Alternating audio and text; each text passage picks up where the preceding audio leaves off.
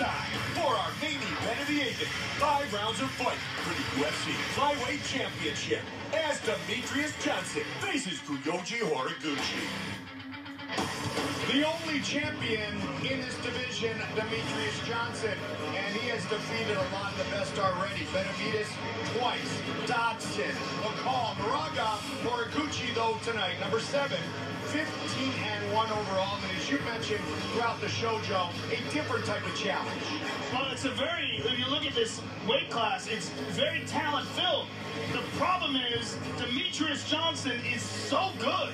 He's so far ahead of everybody else that he makes all these incredibly talented fighters look average and ordinary when they face against him. And it's because of his technical ability. His technical superiority is just so above and beyond everyone else in this really excellent division. Absolutely. Joseph Benavidez, Ian McCall, John Dodson, these guys that he's beaten are very good fighters.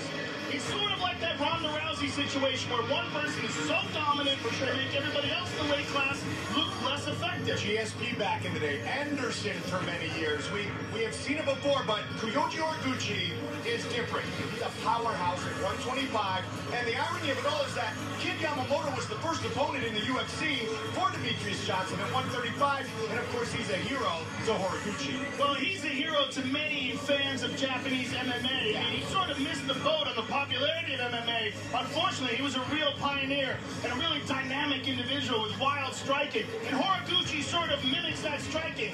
Jumping in, jumping out, leaping in. The question is that effective enough to deal with the angles and the footwork and the technique of Johnson? We don't know. We're going to find out, and it's really exciting to find out because what this is high-level problem solving. High-level problem solving in the most complex sport when it comes to striking and wrestling and jiu-jitsu and all these combinations of things together. Johnson's the very best at that. So this is a unique problem for him.